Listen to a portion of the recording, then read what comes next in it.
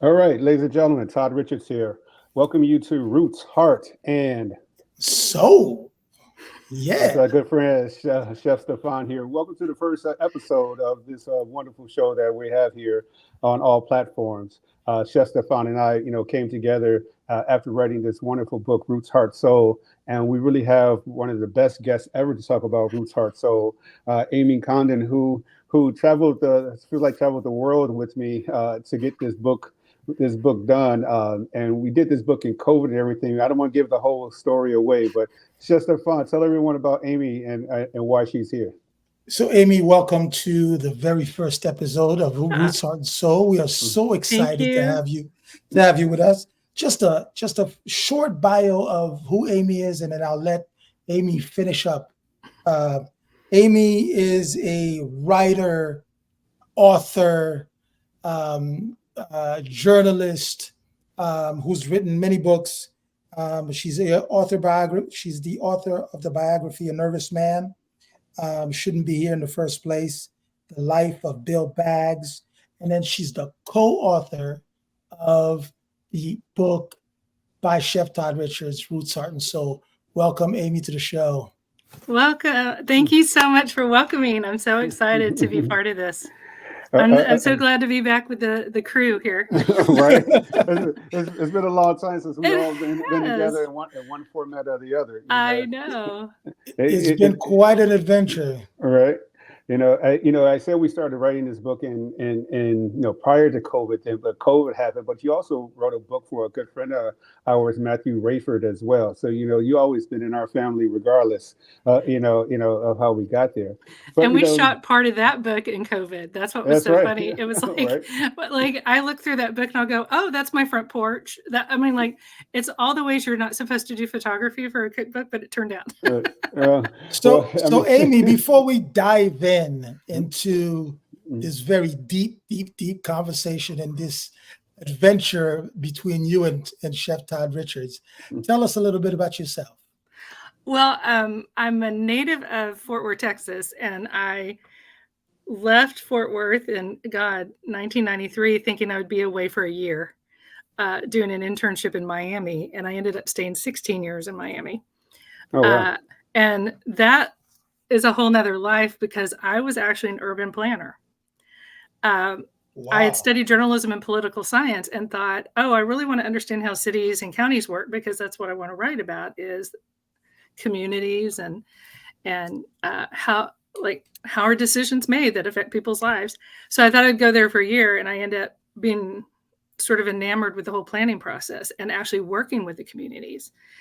But that sort of gnawing thing that always sticks with you, like, oh, I took a detour that I didn't mean to take for so long. Right. I was like, I thought I was going to do this for a little while and then go back to writing, and somehow 16 years just went. So I kind of went to my husband. I said, so if I quit my job and go back to school to study writing because I've been so out of that loop for so long, would you hate that? And he's like, no, I'll take early retirement and let's go both do what we want to do. Um, Life is short. And, uh, his father had been diagnosed with Alzheimer's. Mm, And my father, um, who was healthy, athletic, and was finally kind of found himself, was felled by Guillain-Barré syndrome, and like his life ended like that. And so both of us were like, who knows what's going to happen? So let's wow. go do this. And we came to Savannah because we'd been here a lot of times, and they had just started a writing program in nonfiction writing at SCAD, Savannah College of Art and Design. And we were like, it's a 2-year program. We'll be in Savannah 2 years. Well, it's 15 years later. Right. But I had always loved food writing. I have a stupid big collection and have no more shelves to put all the cookbooks. And I read them like novels. And I love them as the biographies that they become and the cultural and anthropological things that they become. And, um, and so the crazy funny thing that happened was my first job in Savannah while I was going to grad school was for Back in the Day Bakery. with Cheryl and Griff Day. Yeah, Cheryl and Griff Day. Yeah. Yeah. And I was filling out the application to become what was called a sugar knot, someone who would work at the front counter and sling some cupcakes for people. And sometimes that's a I get to typical Cheryl's name for yeah, a title. we were all called sugar knots, right. which I adore. And I am proud to wear that title. So they said, what's your career objective? And I said, I want to be a celebrated food writer. I mean, like, how arrogant is that? And I kind of just did it on a whim. So no embarrassed arrogance about that. But right. she told me later that's what made her hire me, because I clearly it had been years since I had any service experience. And so about a couple of months into that, she said, Griff and I are interested in running a cookbook. Do you know anything about that and what we need to do? And I was actually in the middle of doing a proposal class where I actually had to write a book proposal, and perfect timing. So that's how the cookbook career got started, being co-writers with chefs, because they gave me my first chance on a very untested writer at the time, but we got picked up by Artisan. It became a New York Times bestseller. Their story, so beautifully compelling, and sort of hit at just this perfect right moment of the scratch baking craze, and the story where people were starting to tell their stories about their moms and the lessons they learned in their grandmother's kitchens, where it was much less, I'm a professional chef who went to culinary school and therefore I'm a celebrity on the Food Network, and I've competed on every cupcake challenge there is. This was really a deeply authentic story of two people who fell in love with baking as children and wanted to create a community in Savannah around scratch baking. And they did that for 22 years. They created a community. So that is, and then that's when, like, I guess the fire in my belly was like, ooh, there are so many stories out there to tell around food. I mean, just speaking about Cheryl, I mean, most people and Griff, most people don't know that they met on Soul Train, so she was a I know she was a Soul Train dancer. Yeah, it's something about, cooks and chefs and everything. We always find a way to have rhythm somehow, whether it's on Soul Train, or listening to calypso or DJing or just playing music, And she can still bust those moves, by the way. Yeah, right. Yeah. One thing, Stephan really and I really wanted to talk about, that you brought up before we really dive into Roots Heart. So it's really the process, because I think that both of us get asked that question a lot. And really, what is the process of writing a cookbook? And there's no guarantee it's going to be successful. But, but what is just the, beginning steps, of the process so that, we can really tell people the beginning steps of it, and then we can tell the story of Roots, Heart, and Soul, and how it intertwines into that process. If you want to get a cookbook published, the most important thing to do is really start with a proposal, because that gets your brain kind of keyed into what is the intention here? What is the authentic story to tell here? And there's a very specific format for cookbook proposals or any nonfiction book proposal that's, this is what this book is about. This is who I am and why I'm the right person to write this at the right time. How is my story distinguished different than, or how is this cookbook in the sea of cookbooks that are out there every year different? And what is it going to add to the canon? And who am I? Like, what do I bring to this in terms of my profile and platform? So a lot of that's answered by the chef. But if you're the co-writer, your job really is to listen. And at that point, too, you're I always sort of think of the co-writer in the position of both counselor you're listening, and you do a lot of nodding and because you're taking it in. You're sponging. You're like, okay, what is this person saying? How do they say it? So it doesn't sound like me, it sounds like you. And how, like, what are you saying, as well as what's the subtext of you're not saying? And so that first part is really that sort of sponging. And then the second part is sort of shepherding. How do we take all of these little lambs of stories and keep them together so that, they find they're healthy and, make their way. And then you're the Sherpa because you have to carry it forward and make it make sense. Because the chef, you have to be engaged in, like, here are the recipes. Here's how we make them. Here's how we test them. Here's how, like, this is what I want to convey. And so that process from book proposal to actually finished book too is a big wide margin, because what you think sometimes the book is going to be about. And I mean, like, I'm going to use yours as a case very specifically. We started with your idea of how food travels just in America and from the north to the south through the Great Migration, and using the churches as the conveyance of welcoming people into different communities. But as we were talking, and I think we were just sitting there over drinks in Atlanta one day, and I said, "Have you ever done your DNA?" That would be right. and then you went, "Yeah, I just did my DNA," and you went like this on your phone. Right. And I'm like, "Can you send that to me?" And we started looking through your DNA, and I'm like, "There's a whole, there's another story here. If we follow your DNA, we are telling the quintessential American food story." Wow.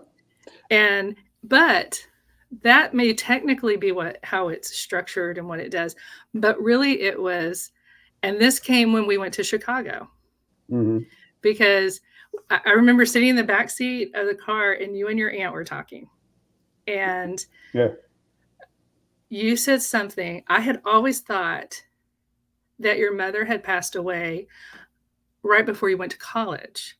It was right before you went to high school. Yeah, it was it was a freshman year of high school. Yeah. So when I learned that, just sitting there listening to y'all talk, I was like, oh, this is a different story. Because this is, and you said it later, this was the story of me finding my home. Yeah. Finding my way back home. So that whole journey of the food helped you find you again.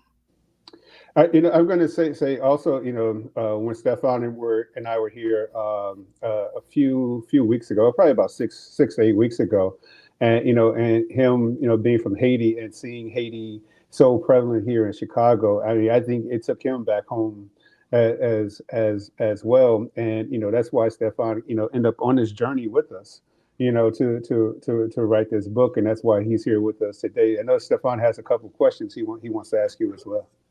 I'm not going to touch too much on the similarities of this connection, but it's just funny that my story, my personal story, my story as Chef Stephan started with that same journey of going back home. But Amy, the thing that interests me the most, really, my biggest question to you is, how was this adventure with Todd? Because I know how we connected, him and I, but I would like to hear from you on your perspective. Tell me the story of this adventure of writing this book. Wow, there's so many different adventures because essentially, like, one, I'm endlessly fascinated by people and their stories. And I love finding, like, loss is a great connector. And so when you can connect with people over things like that, you're like, oh, I'm not so alone. But then there's other things where we would be trying something, a dish somewhere, And there was, I just remember us, like, we ate so much. The writing of this book. Oh my God. And remember how much food we would order at every place. Oh my goodness. But I loved one of my favorite things was walking through Little Caribbean, Little Senegal, Little Haiti, all of these places that are right here. And all of us tasting things and going, oh, this reminds me of. And we all had stories of memory tied to something that may not be from our culture directly, but there was a flavor or a scent or an experience, or we could understand how something was made. And so and one of my favorite thing ever was sitting listening to all the chefs argue about rice. Oh my goodness! Oh boy! Was that at your dinner, Stephan? I think that might have been at the dinner. That was the first time. So I believe so. Yeah, it happened so many times though. I know, right? Oh my goodness! Oh my God! There was the time that we were at Rebel. Yeah, and that was that first night in New York. New York had just opened. That was another thing. New York had just opened the week before from COVID, and you could get around everywhere. And people were so happy to just be in the presence of other people. And so we were seated at that long table up against the wall. There was all this great music from the islands playing. And everybody was arguing about I remember very well because I was cooking that night. And people were like, no, this is how you do it in Puerto Rico. No, this is how you do it. No, that's not the authentic. And it just cracked me up because everybody thinks they have the true. And what was beautiful is, like, when you started really comparing people's perception of what was authentic and real, and then marrying that, like we did with the history, the actual history and the research, you can totally understand why people would be like, no, this is real rice. This is real jollof rice. And it comes from marshmallows on sweet potatoes. You put brown sugar and pecans. Just like how everybody has their thing. It's funny because that night in New York, we had, obviously we had Todd and we had you. And we had Clay, and then we had a Panamanian chef. So really, it's the whole story of the book. We had a Panamanian chef. We had a Dominican, Puerto Rican chef. We had it sounds like a crazy joke you're about to say, you know? Oh my God! And we had one Puerto Rican, a Jamaican, and a Cuban walking a bar. We had one guy from St. Lucia. It was unbelievable. But it was such a celebration, though, too, that it was so good-natured. And it was so, even though people wanted to put their stakes in the ground about what was authentic, people were just really good-natured about it. And it led to, and this is what I wish we could get to, because people are so divided right now, that you don't have to stick your stake in the ground and stop listening. No. You can hold whatever you think, but still experience, and understand where somebody else is coming from. And somewhere in there is a truth, and you can dig it and find it, or you can learn to appreciate something. And I think one of the things that really struck me in working with Todd on this book is that this is my country's history too. I'm not divorced from this because my ancestry didn't come from West Africa or the islands, but it's my country's history, and I'm not afraid of the complications of that in any way. It enriches me.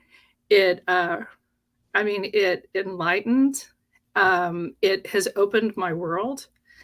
And the connections I see, like, I don't want to simplify it too much because I don't always think that food brings people together and that it's as simple as that we all sit down and break bread and that's going to help us overcome our differences.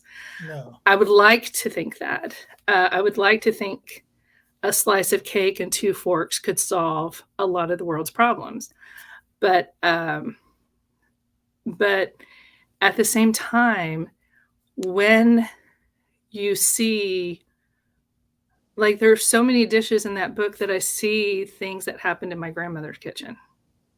Yep. And I know that Yeah. she came from a poor farming family out in Childress, Texas, and way West Texas.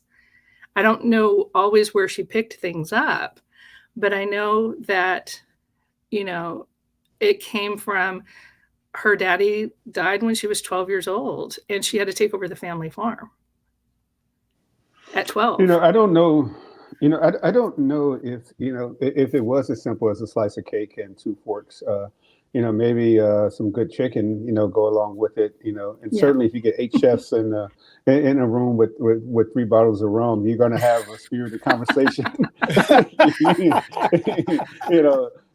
Oh that my we all gosh. Yeah. There was that a, we all, yeah. And there a was lot of coffee debates. and a lot of rum Yes, there's But I debates think all over I the place. think I Yeah. think and bourbon. I think one of the things that becomes very certain and is that it's not a slice of cake and a fork, but it's more being open to listening each other's stories and saying, you know what, I can find myself in somebody else's story. And if you can find yourself in somebody else's story, and you can actually have a very slight connection, that becomes the bridge. That becomes the thing that says, you know what, we're not so different from each other after all. That's the foundation of humanities, because we, as oral, like as a history of oral storytelling, the griots, it was the connection from village to village. You told morality tales to help people stay, to understand that there were dangers, beyond this line, there'd be dragons, or something like that.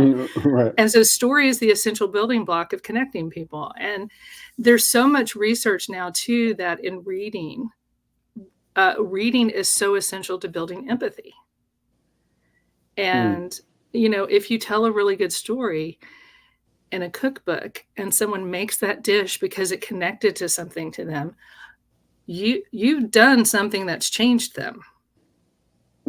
Yeah, I really see that, in the book itself, where, where we started and where we ended, there were so many similarities of dishes that we came across, but the spice routes, were something that we talked about, something that Stephan and I talk about all to this day, like the pickles and the lemongrass, things that I didn't know Mm-hmm. about Haiti, and I thought I knew about a lot about Haiti. I didn't know, I thought I knew a lot about everything until we actually wrote this book.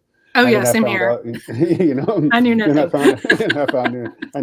I knew nothing.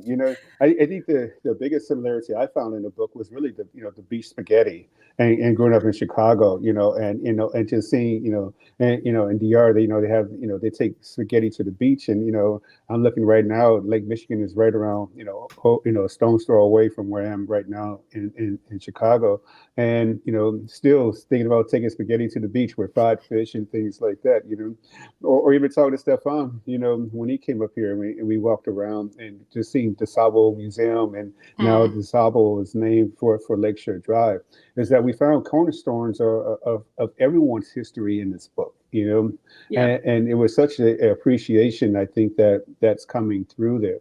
I want to talk about some surprises, though, because I think that a lot of times, in this process, and I'm not a big fan of using the word discovery, but I think there's Yeah. things that we uncovered, that we didn't know, like Stephan with the lemongrass in Haiti as a reference point, But the thing is the red Kool-Aid. The jicama, Yes. I'm sorry, the sorrel, that we Hmm.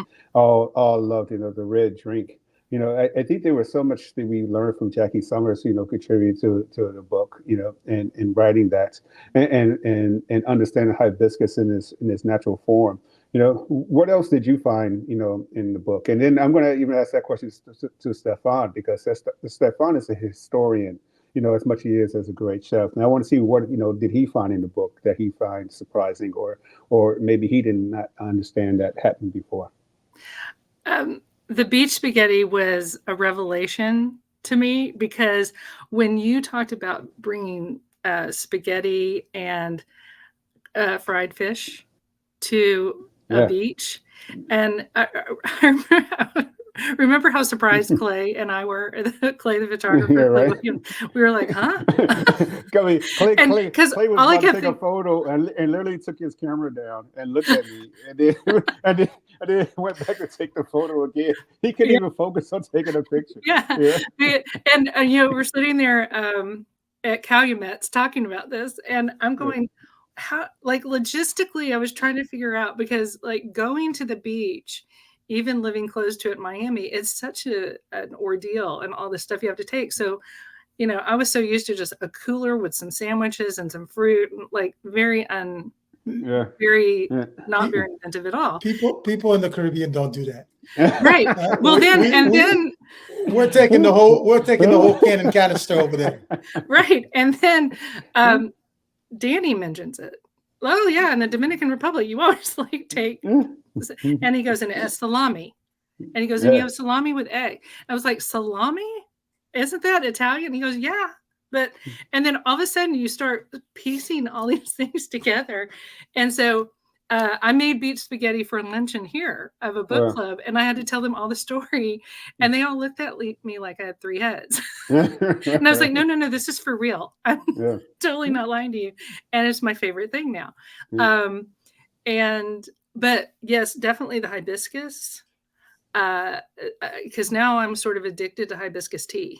And I make the hibiscus tea with the ginger and the allspice berries that is in the book all the time. And so those 2 dishes.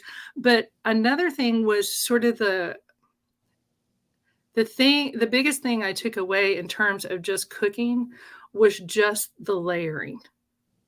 Like when you looked at epis, when you looked at I'm blank, sofrito. And then you see how, the Holy Trinity, and you see all these connections, and just the way of layering flavor, it changed my palate. It changed the way I taste things and discern flavors now in food.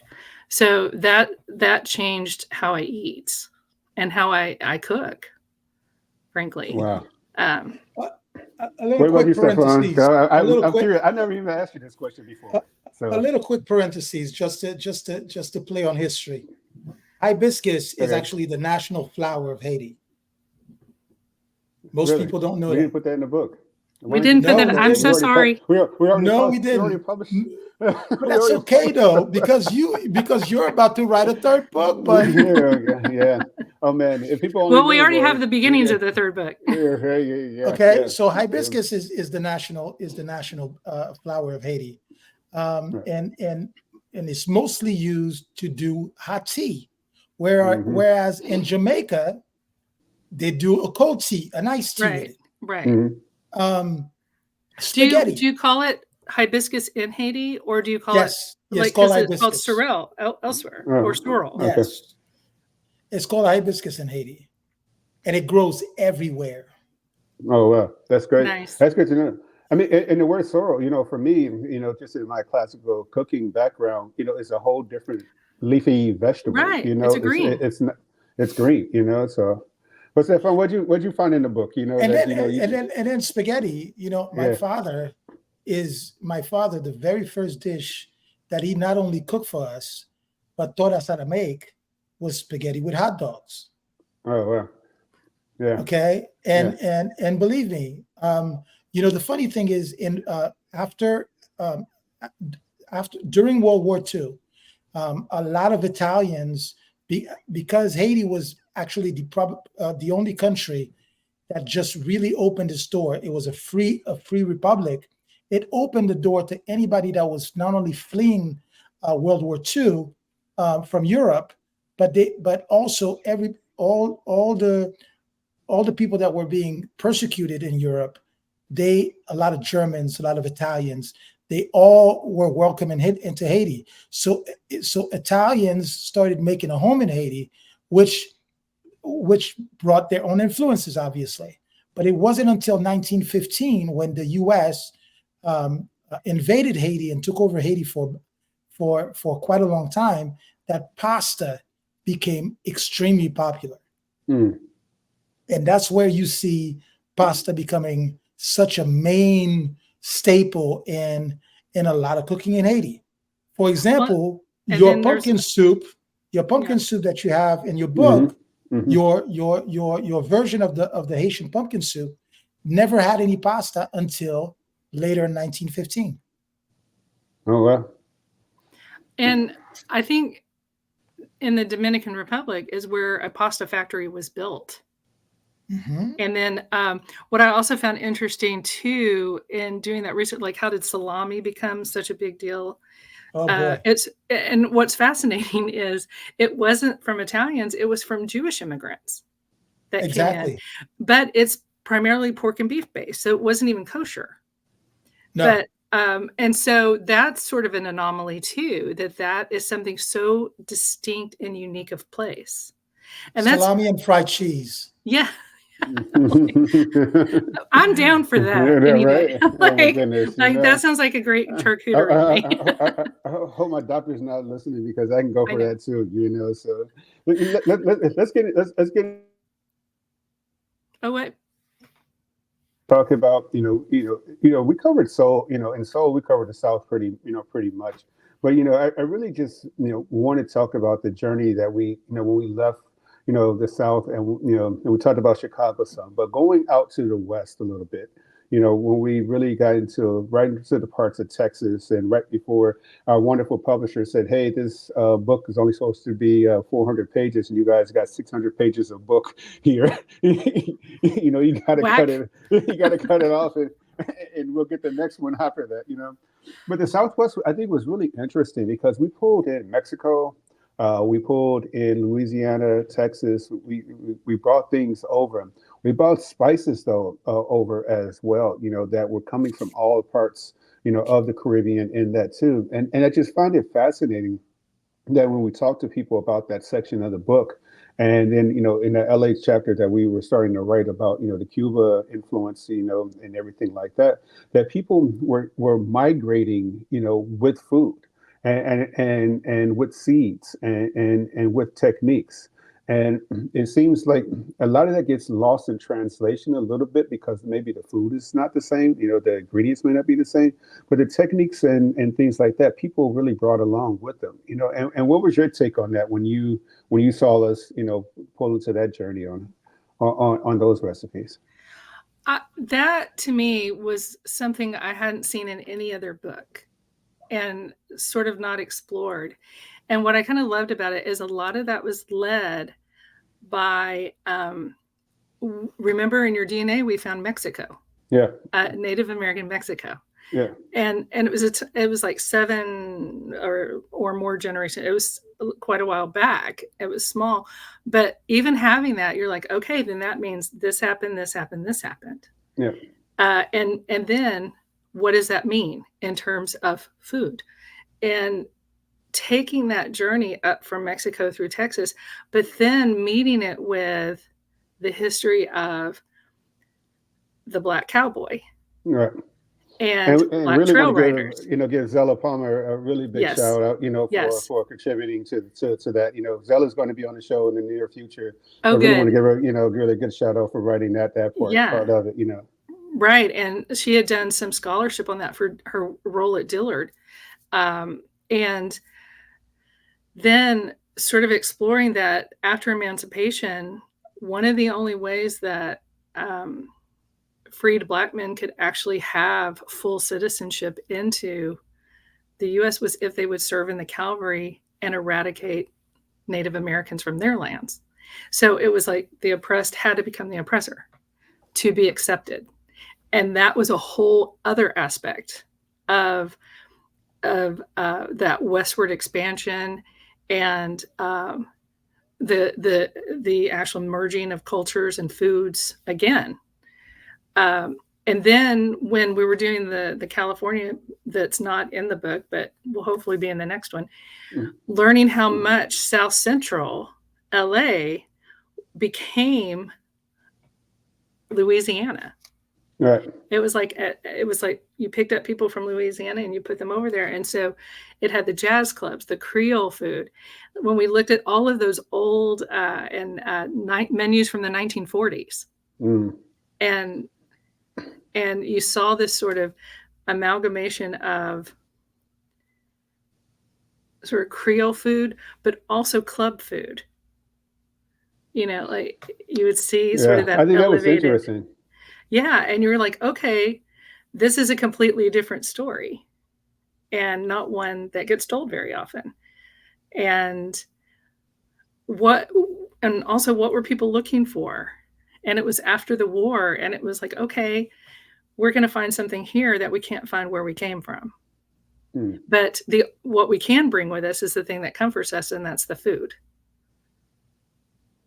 And I think that was really, just like the interesting part of it, when I look at it, that we talked about. I know Stephan and I talked about that a great deal, just the Louisiana, part of it, where he ties it back to Haiti better than anyone exactly. that I know, and just understanding that. There was what happened this year, Stephan? I remember there was a festival this year celebrating Haiti and Louisiana. Absolutely. So Louisiana, the city of New Orleans, is a sister city to Cape Haitian, which is the northern part, and where the last battle for Haiti's independence was fought. And a lot of people don't know that, um, you know, Napoleon Bonaparte, France owned a very large part, not only of Louisiana, but all the way up to Texas, all that, All the way up. Yeah. all that part. And when Napoleon was losing the battle against Haiti, he didn't have any money anymore to continue fighting. So he had to sell that whole part of land back to the United States. It's called the Louisiana Purchase. Mhm. So you will find that a lot of free blacks that came from Haiti migrated during that time as well, not only to New Orleans, to Louisiana, but to Georgia, because for the United States, when the United States had the Battle of Savannah, a huge troop Huge contingent. Yeah. a huge contingent from Haiti actually went to help fight the war. Yeah, there's the monument in Franklin Square right outside First Baptist. My mother was actually part of that team that helped to put that monument Oh, together. cool. Wow, That's that's great. great. Yeah, because Yeah. that's right there, right in front of First Baptist. Well, First that's African Baptist. I mean, it's just so interesting. Now we're tying. We've gone, from West Africa all the way over to California. And we talked about Chicago. I think there's something that we covered though that I don't think a lot of people realize.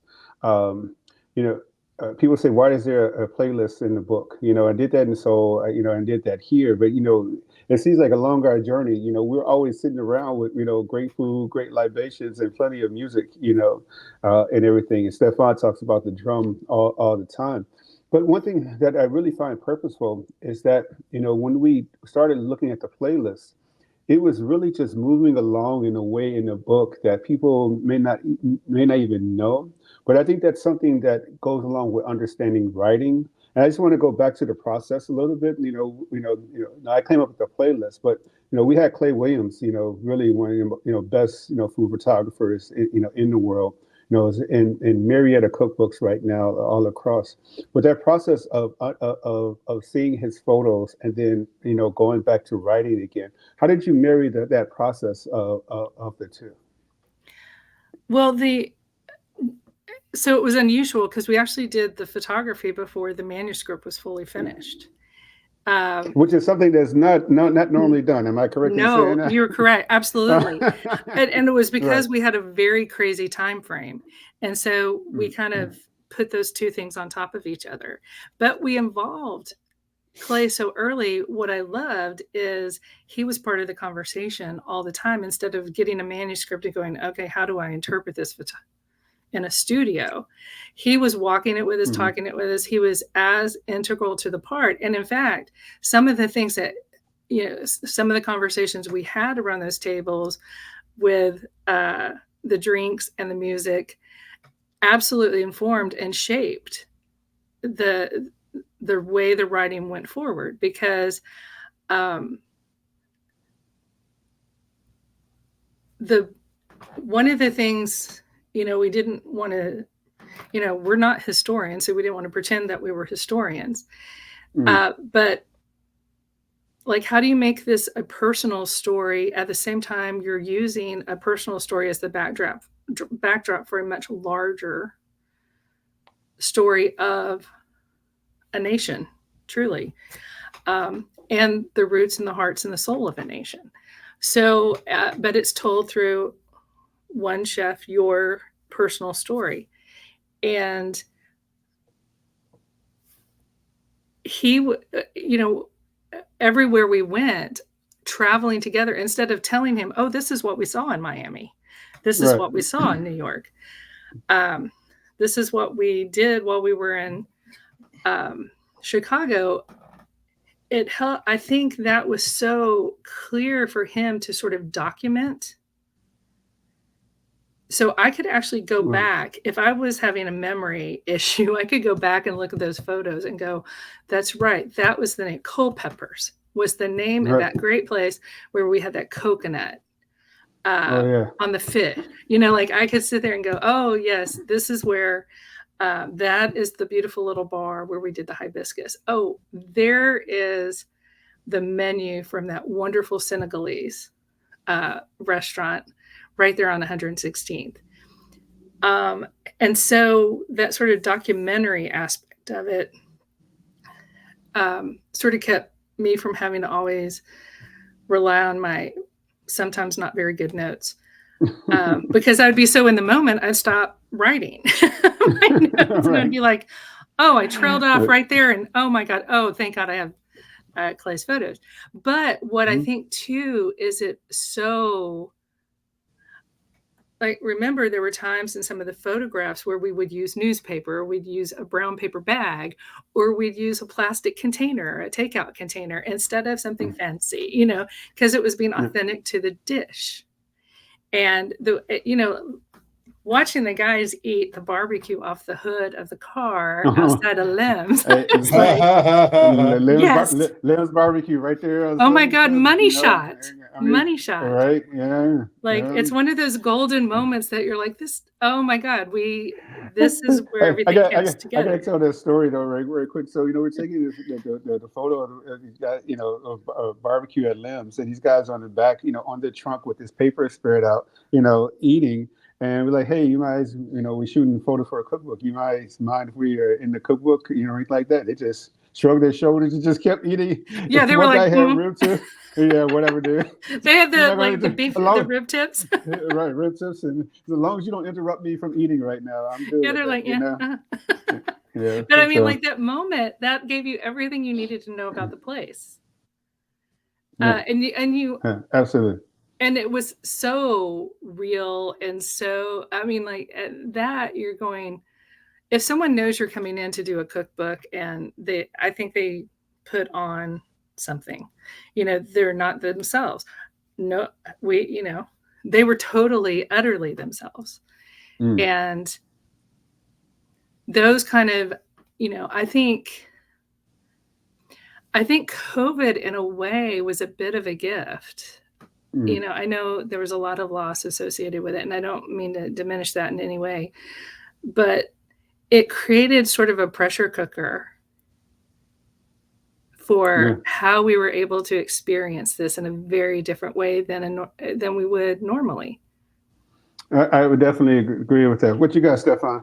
I know you got a couple more questions. We have about 15 minutes remaining, so I know we're trying to get a whole bunch of stuff in, in this short hour. But what you got for us? No, because my whole, meeting Amy for the first time, and her attention to listening to us was such a different thing, and she was just sucking in. It's like she was recording without recording everything that we were saying. Every single story, and sometimes I was recording. Just kidding. It's not Watergate. You got the tapes. I got the tapes. But being on this adventure with you and with you guys, being with Clay, with Amy, and you, Todd, this was a first for me too. So I was sponging everything that I could, and then I was, every chance I got, I was trying to get something out of Amy. One of my favorite moments was when we were at the house in Miami and we all cooked. Yeah. And we were trying all the different dishes, and it was like a house party. We had music, and some of the people we'd met along the way showed up. They showed up at the house, and we got into these really interesting conversations about, like, one of the things that Danny was talking about at that one, we were eating the mushrooms and the trumpet mushrooms and the piglets and the oxtails. We were eating all of that there, and it was fabulous because we'd gone into that grocery store in Little Haiti and just like, we're like, yeah, we need that, grab that, like in every imaginable thing. And so we were all there trying dishes, and Clay was taking photographs. And then Danny had this existential question about, what does it really mean to be a chef and to do your food right? And y'all were giving him advice, and I was just listening, going, these kind of moments don't happen very often because everybody's in their world and they're working, and and when they do get together, it's usually at these awards or conferences, which have that are pretty structured. And so that wonderful moment, even just sitting at Versailles with all the pastries and all the croquettes and all the caffeine, but you're sitting there where major deals in Miami have gone down, and just talking about,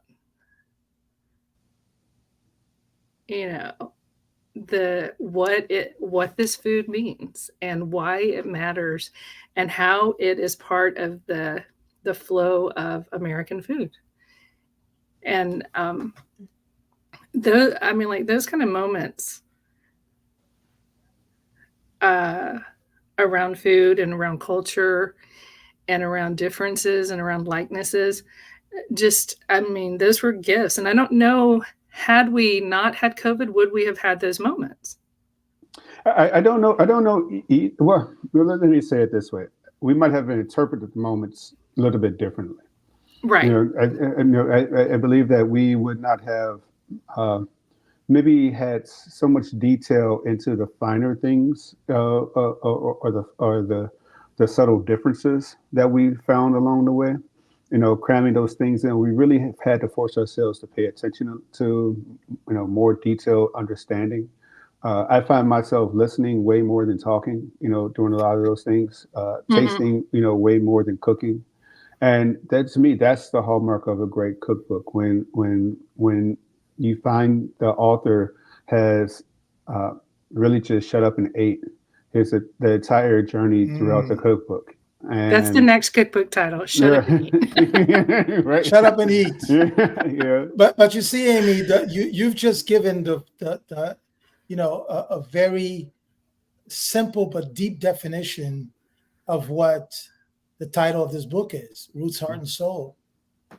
It's really diving into the nitty gritty, the backstory of what food means to each and every one of us, differently, but with a whole lot of similarities. I was so grateful when Todd came up with the title. Right. Oh, that's a struggle in itself, because you sit there and you throw it on the wall, and all of them work, except for none of them work until you just start to slow down and say, well, what about this? What are we saying? We had, how many different titles did we have? We had so many. All right. And then, and and it was just sort of, nothing felt right until it was right. That's the best way to describe it. Describe the process. So what's on the horizon? You know, what's coming on next? You have any new books in the works that you're working on? Any great authors you're working with? I am working with a chef out of Oakland, California, named Crystal Wapapa on her debut cookbook. She is a Native American chef, and I am. Again, it is one of those things where I'm learning so much about our country's history and how food is so being separated from your food and being separated from your culture, how harmful that is, and how reconnecting to it is so healing. And I mean, the interesting thing there is when we talk about indigenous cuisine, we so often think of just the middle of the country, the sort of the Great Plains and woodlands kind of aspect of it. But she is from an urban community, Oakland, which has, if it's not the largest urban indigenous population, and I don't want to say that unless I confirm it, but in the 1950s, it was the resettlement of Native Americans all over as tribes were being decommissioned by the U.S. government and forced into the city so that they could have the mineral rights back to the lands, basically. Wow. And how they were not able to practice their religions, their customs, cook with their own seeds, or grow their own foods, cook with their own seeds because their food had been commodified. And until 1978. Wow. I mean, like when you think of that, that's our history. And to think that in a nation that says, you know, in the First Amendment to the Constitution, you will not, freedom of religion, an entire body of people that were native to this land were prevented from. I mean, so it's really fascinating. Wow. So, and her whole, her restaurant serves food grown from tribes because she has 16 different tribal representations within her restaurant alone. So she tries to cook from all of those. Wow. And tries to cook pre-colonial in terms of there's not butter, there's not cream, there's not sugar, there's either honey or maple, a lot of berries, the three sisters of corn, squash, and beans, and it is phenomenal food. And, wow. So that's what I'm working on. I'm looking at Delta right now. Okay, so Stephan, it's time to go. Okay, we need to go to Oakland. We need to go to Oakland. Let me know, buddy. Also, good barbecue out there. I'm ready. I'm ready to get on plane. Yeah, so Dominica, who really hosted us, for our Roots Heart Soul in Oakland. That pop up she did for us was unbelievable. Oh, I'm sad I haven't been on the road with y'all. Yes, I mean it was just so delicious and everything. To have Brian Terry was there, DJing, and just the food was outstanding.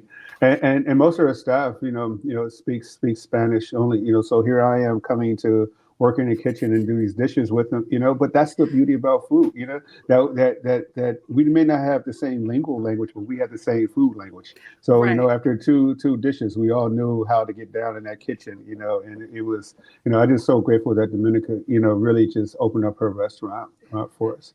Where are y'all going next? Y'all got Creole Fest? We got Creole Fest in New York. Then we have Atlanta. Creole Fest in Atlanta. Mm-hmm. Then we have dates in North Carolina, in Arizona.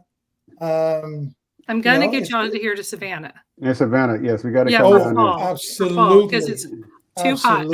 Right. It's too hot right now. It's too hot everywhere. Yeah. Savannah would be really fun. Savannah in the fall, right before right before award season. All right. All right. That's a perfect time. So that people will buy these for Christmas gifts. There you go. Absolutely. We're still working out the rest of the tour, but but Amy, we really appreciate you so much for coming on with us. It's on our so glad first to be here. episode of Roots Heart Soul. It's such a great Absolutely. pleasure, to have you here. With us. And where can they I'm find you on honored to social be in media? your presence again. Yeah. For me, Where can they meeting find you was an absolute pleasure. Same. Can you give Mutual us Admiration Society. your social media handle, Amy, so everyone can follow you? So on Instagram, it's at The Refinery Writes. Okay. So it's at The Refinery Writes on Instagram, and just Amy Paige Condon on Facebook. I also have Facebook. on X or Twitter or whatever it's called. It is Refinery Writes. At Refinery Writes. Yeah, so you can find me there. I'm a terrible Twitter person or a terrible X person because I get so frustrated. Yeah, today is I'm X, kind tomorrow of a is terrible Y. social media person, to be honest with you. Yeah. Today is X, tomorrow is Y. Later on, it'll be Z. Who Who knows? I mean, and I don't even have a TikTok. I mean, I'm just too old. I mean, I'm not hip. Just say well seasoned, well traveled. Right, that's even better. I'm a little more well traveled. Well, again, thank you so much for joining us on our first episode with Char So. Absolutely. Thank you for inviting me to be part of this. From the beginning when you invited me to be part of the journey of writing this book with you. I mean, it was life-changing, and it was such an amazing experience, and I'm so grateful that it created friends of us, all three of us. Well, we have to thank the greatest agents of authors in the world, Lisa and Sally. Elise and Sally, Eckes, for doing so. Stephan, go ahead and close us out. They're good matchmakers. I always say this: nothing happens by accident. Right. Everything had been written down prior to us meeting each other. It was a blessing for me meeting Todd when we did, and meeting you as well, Amy. So this was the very first episode of Roots, Heart, and Soul. And this was with Amy Condon, the co-writer of Roots, Heart, and Soul, the second book of Todd Richards. We invite you to follow us both on Instagram, on Facebook, on YouTube, Roots, Heart, and Soul podcast. Join us for the next episode. We have plenty of amazing guests that are coming to join this adventure, this journey, in telling the stories, the culture, sharing everything that means so much to us, but always around food. All right, so we'll see everyone next week, 7 p.m. Always on time and always delicious. So we talk soon. Always delicious. All right. Always Thank you all. delicious. All right, talk to you all later. Thanks.